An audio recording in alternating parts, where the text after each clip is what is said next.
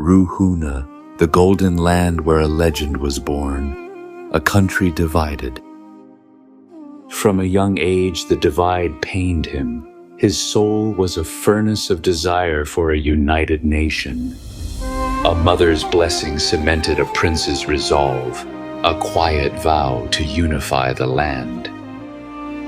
The ultimate insult. To challenge his father's silence, the prince sends him female ornaments, a family torn apart. Now, the prince seeks the strength of the soil. The call for the giants begins. 10 men, one soul, the Dasa Mahayodayo, a human wall of muscle and iron, an unstoppable reality. His greatest warrior was not a man, the mighty Kadol Atha, a bond forged in training and respect. With the sun as his witness, he declared war for the soul of the island. A river of history. The army crossed the Mahaweli. There was no turning back.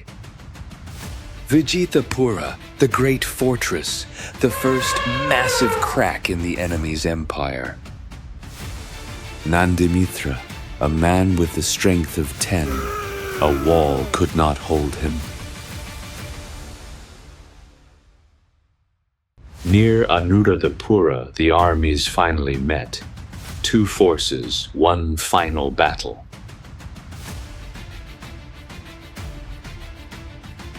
On the backs of Titans, the final battle was personal.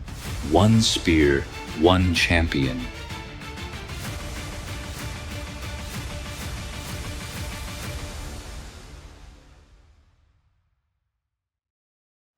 The old king fell, a respected enemy. The sun set on his era. Sri Lanka finally unified. He stood as the one who brought a divided people together. His greatest victory was not on a battlefield.